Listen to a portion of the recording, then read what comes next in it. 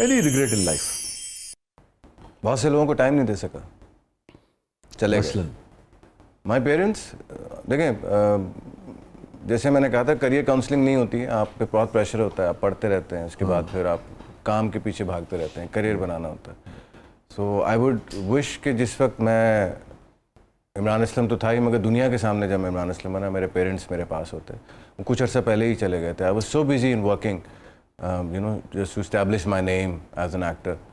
जिस वक्त वो अचीवमेंट मेरे पास आई तो वो दोनों नहीं थे, दुनिया से जा चुके थे। And I was really like, मकसद ये होता था कि सम टाइम से आके सोता था, फिर उठ के वापस चला जाता था, because as I told you वो शुरू के 3 साल जो थे मेरे, I was directing, acting and writing, तो I was just busy with.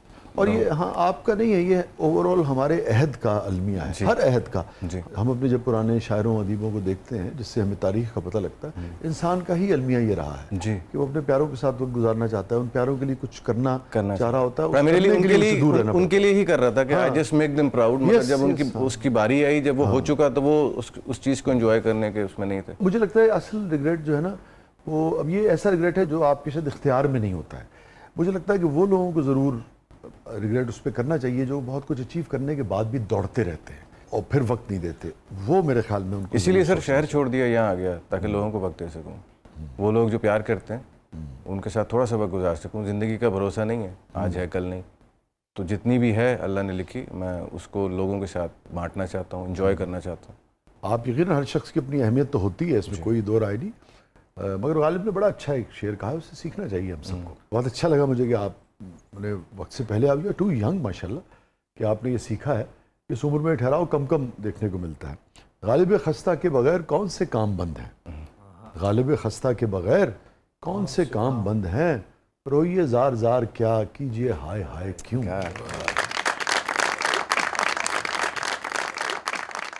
तो चलती रहती है ऐसे, लोग नहीं मिलते हैं, लोग नहीं मिलते हैं। बड़ी अच्छी बात की आपने। मगर मैं ये ज़रूर जानना चाहूँगा कि आपने कहा कि उन्हीं 3 वर्षों में तो आपको ब्रेक मिल गया था, कुछ अचीव कर लिया था, तो आपके पेरेंट्स में से किसी ने वो देखा या बिल्कुल नहीं देख सके? जो स्ट्रगल फेस था उन्होंने देखा, they were very happy about it on those 3 years। कभी वो उनका बेटा वापस आता था तो डायरेक्टर होता था, कभी घर वापस आता था तो राइटर होता था, तो वो खुद भी कंफ्यूज थे कि बेटा व्हाट्स गोइंग ऑन। तो एक कह लेना कि एक हाइप के मकसद everybody was talking about Imran Aslam को, वो उनके जाने के बाद हुआ। वो उस वक्त नहीं, पहले वो उस वक्त नहीं था, वो उनके जाने के बाद हुआ। That I really regret. वहाँ एक ज़िंदगी का फेस था जहाँ मुझे रियलाइज़ हुआ कि लोग जो है ना, जिनके लिए आप कर रहे होते हैं, उनको भी वक्त दीजिए, चाहे थोड़ा दीजिए। मैं शायद बिल्कुल नहीं दे पाया, क्योंकि स्टडीज़ के बाद फ़ौरन ही आप अपनी जॉब पे, अपने करियर पे लग जाते हैं। तो और हमें प्राइमरीली उस दौर में ये लगता भी है कि ये तो हमेशा रहेंगे। हाँ, ये इन्होंने किधर जाना है, होता कि चले जाएंगे। हाँ, इन्होंने किधर जाना है। मैं सुबह गया तो वापसी पे माँ नहीं थी, और सुबह गया तो वापसी पे बाप नहीं था। अच्छा, बिल्कुल ऑल ऑफ अ सडन जी। कोई। तो for me that was like, फौरी तौर पे सारी चीज़ें हो गई थी, तो वो मेरे लिए अजीब सा था।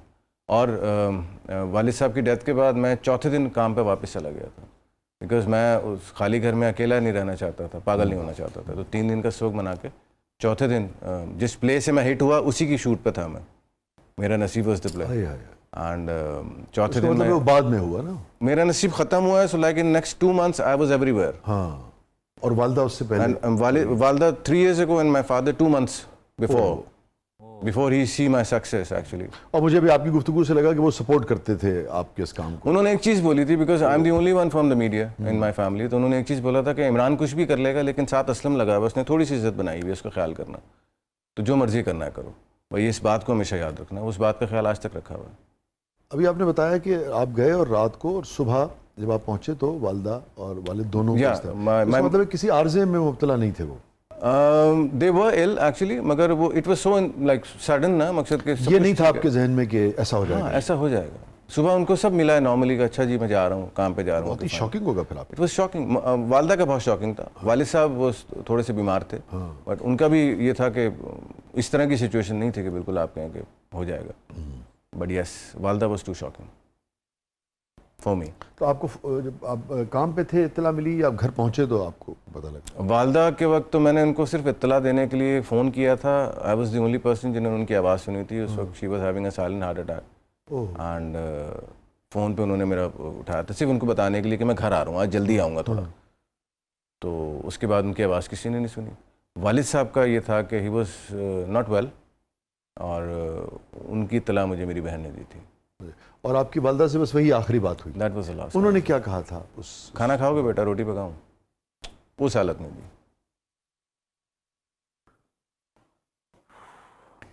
तो यस, लोगों को टाइम दीजिए। ये जो बुज़ुर्ग हैं, आपके माँ बाप हैं, इनको ये चले जाते हैं, जितना टाइम गुजार सकते हैं इनके साथ गुजारिए, बाकी काम होते रहेंगे। यानी आपका ये कहना है कि वो हार्ट अटैक के अमल से गुजर रही थी? जी, she was a diabetic patient actually. हाँ, तो उसमें व्हेन वी पेन नहीं फिगर्ड, होती डॉक्टर से हमने बात की तो उन्होंने बताया कि इनको भी नहीं पता चल रहा था कि व्हाट्स हैपनिंग। उनको लगा कि शायद शुगर ड्रॉप हो रही है। That was primarily a silent heart attack. So she was like being very normal कि बेटा आ रहे हो तो खाना पकाऊं या खा के आओगे। That was the last conversation and the phone, यही फ़ोन था उनके पास भी, मेरे पास भी यही था, यही भी उनके पास भी था, and this was fall down.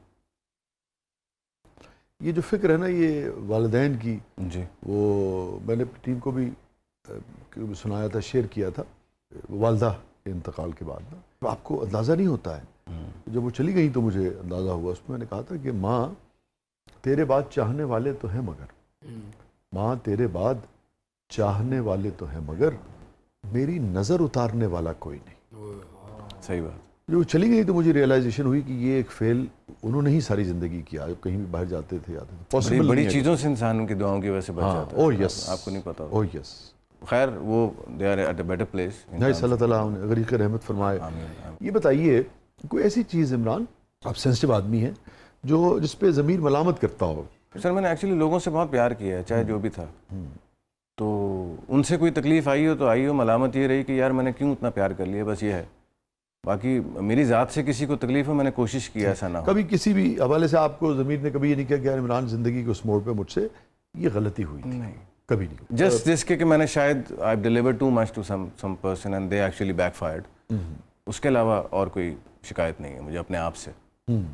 तो उसके बाद फिर आपने अपने रवैये में तब्दीली की? सर नेचर का हिस्सा नहीं कर सकता। अच्छा, ये बहुत अच्छी बात है। हाँ, उस इंसान को मौका नहीं दिया मगर किसी और को दे दिया उसकी जगह पे। उसने भी वही किया तो उसके बाद किसी और वो को लोग अच्छाई से गुरेज करने लगते हैं, वो नहीं करना चाहिए। वो नहीं किया, वो नहीं किया। वो अगर मैं करता तो मैं नहीं रहता। हाँ, बहुत अच्छी बात है। वो तो फिर उसके रंग आ गया ना। बिल्कुल बिल्कुल, बहुत अच्छी बात है, यही सोचने वाली बात। मेमोरेबल मोमेंट इमरान असलम साहब की जिंदगी? सर माय फर्स्ट अवार्ड सीढ़ियों पे गिर गया था।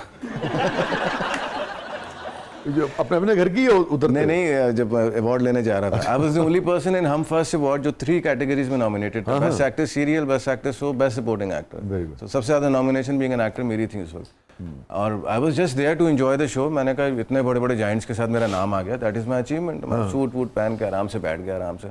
नाम अनाउंस होता है तो अब मैं ताली बजा रहा हूँ अपने नाम पे ना, तो फारूक रिन साहब बैठे थे, कह रहे हैं दादा जाएं। मैं कहा किधर? कह रहे हैं आपका नाम अनाउंस हो। मैं कहा नहीं मेरा नहीं है। कह रहे हैं आपका नाम है। मैं कहा अच्छा। अब उसी हड़ाउड़ी में मैं सीढ़ी पे गिर गया।